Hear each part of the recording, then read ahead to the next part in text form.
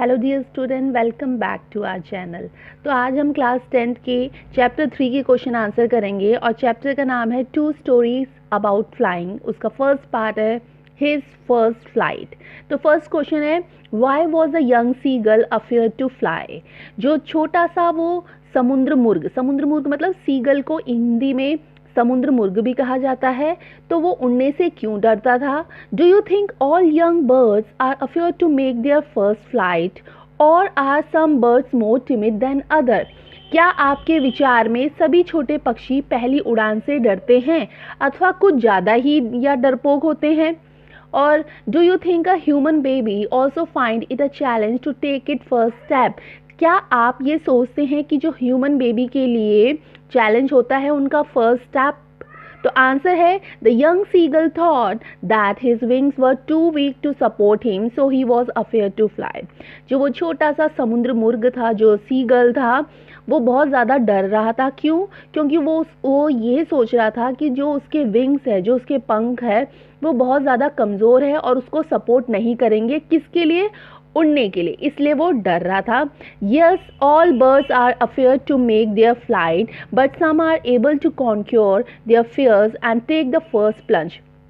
हाँ, बहुत से पक्षी होते हैं जो अपनी पहली उड़ान से डरते हैं, मगर कुछ क्या करते हैं, कुछ कॉन्क्योर कर लेते हैं, अपने डर पे काबू पा लेते हैं और वो अपनी पहली उड़ान भर लेते हैं। While few are more timid than other and take a while to get rid of the fear. और कुछ ऐसे पक्षी भी होते हैं जो बहुत ज़्यादा डरते हैं और वो नहीं उड़ पाते हैं, जैसे ये छोटा सा सीगल था।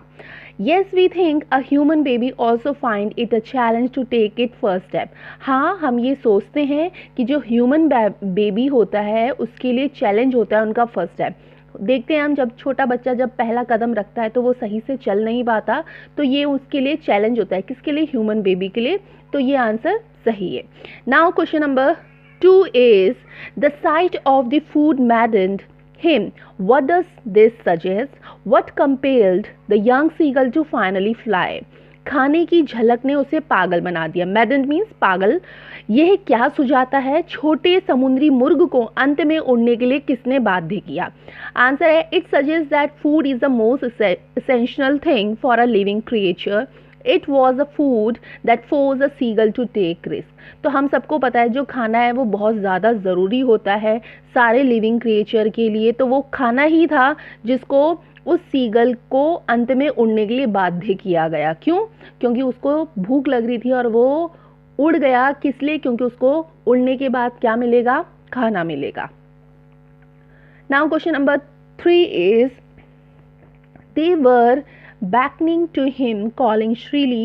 Why did the seagull's father and mother threaten him and cajole him to fly? Seagull के मदर एंड फादर उसको तीखी आवाज़ में बुला रहे थे, पुकार रहे थे, मगर जो वो सीगल था, सीगल के माता पिता ने उसे फिर धमकी भी दी कि उड़ने के लिए, कि उड़ो भाई, तुम उड़ क्यों नहीं रहे हो, और उसको पुचकार भी रहे थे। तो क्यों?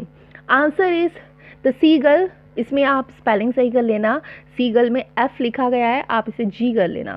Seagull father and mother wanted their young one to learn to fly by any means. तो सीगल के जो फादर एंड मदर थे वो ये चाहते थे कि उनका जो छोटा सा प्यारा सा बच्चा है सीगल, वो उड़े, किसी भी हालत में उड़े। But young seagull was nervous and fearful to give it to try while his sibling flapped their wings and flew away. पर जो छोटा सा यंग सीगल था वो बहुत ज़्यादा नर्वस था, बहुत ज़्यादा डर रहा था, वो उड़ नहीं पा रहा था। और हालांकि जो उसके सिबलिंग्स थे, सिबलिंग्स मतलब उसके जो भाई बहन थे, वो फटाफट उड़ गए। उन्होंने अपने पंख फैलाए, फ्लैप किया और उड़ गए।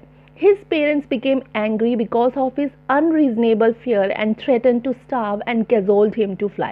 तो उसके पेरेंट्स ने बहुत ज़्यादा एंग्री हो गए, उसको वो धमकी देने लग गए कि उड़ो, अगर तुम उड़ोगे नहीं तो तुम भूखे रह जाओगे। किसको बोलते हैं वो?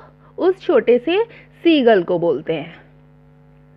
ओके, इस स्टोरी का जो सेकंड पार्ट है द ब्लैक एरोप्लेन, उसके क्वेश्चन आंसर है ये। I will take the risk. What is the risk? Why does the narrator take it? मैं खतरा लूँगा। खतरा क्या है? नरेटर वो खतरा क्यों लेता है? Answer is the risk was to fly through the black storm, clouds, radio compass and other instrument gone dead. Risk क्या था? रिस्क ये था नरेटर के लिए कि उसको काले घने बादलों में उड़ना है। उसका जो रेडियो था, उसका जो कंपास था, अदर इंस्ट्रूमेंट था, वो सारे के सारे डेड हो चुके थे उस एरोप्लेन के जिसमें नरेटर उसको फ्लाई कर रहा था। The narrator took the risk because he wanted to reach Paris to celebrate Christmas with his family. तो नरेटर ने ये रिस्क लिया, क्यों? क्योंकि वो अपने शहर पेरिस में जाना चाहता था। क्यों? क्योंकि उसको क्रिसमस सेलिब्रेट करना था अपनी फैमिली के साथ। Question number 2 is describe the narrator's experience as he flew the aeroplane into the storm. Narrator के अनुभव का वर्णन करो जब उसने आंधी में अपना हवाई जहाज उड़ाया। Answer is as the narrator entered the storm clouds his aeroplane started jumping and twisting.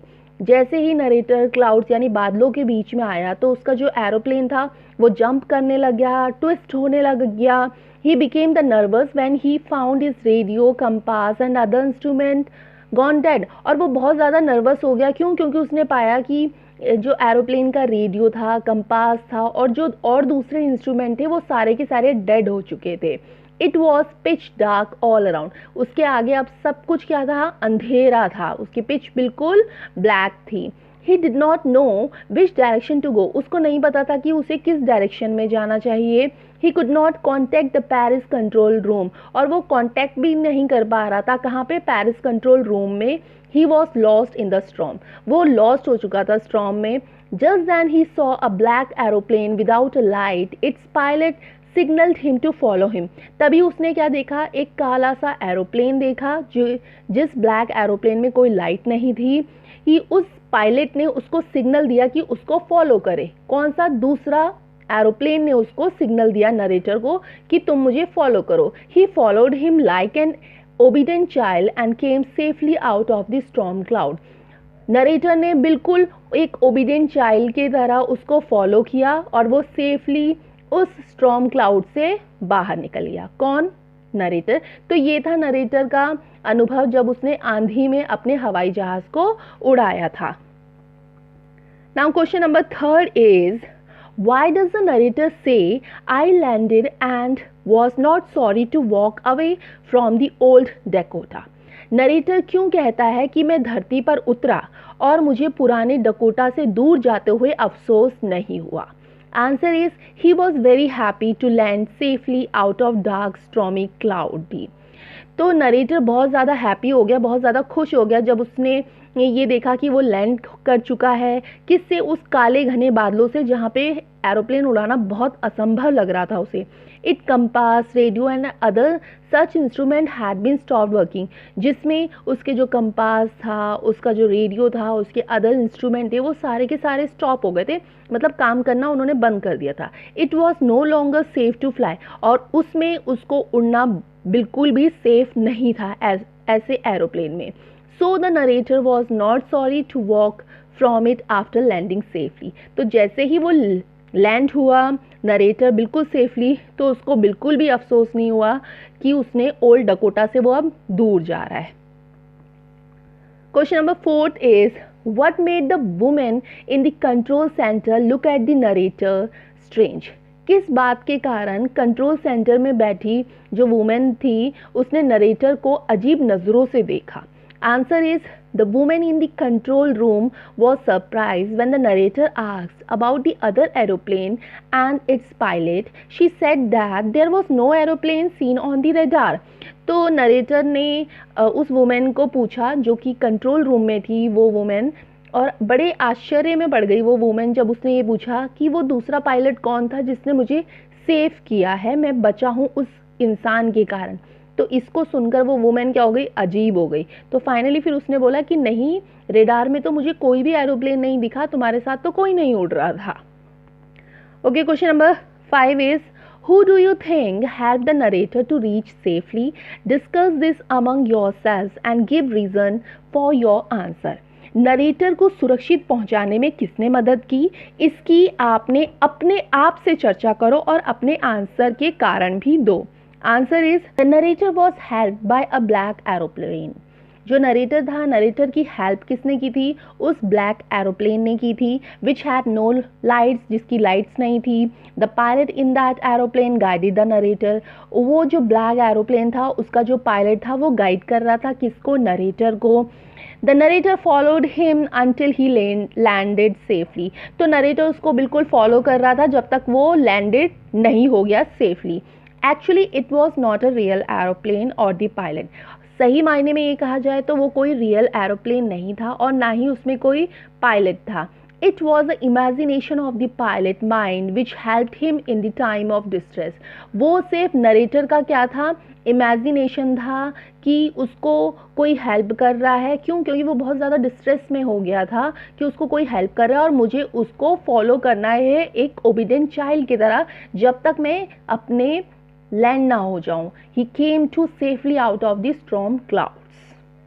So we come to end this question answer. Thanking you watching this video, and if you like the video, do hit the like button and share this video for your friends, and for more such a lesson please subscribe to my channel Poonam Aswal Classes. Thank you.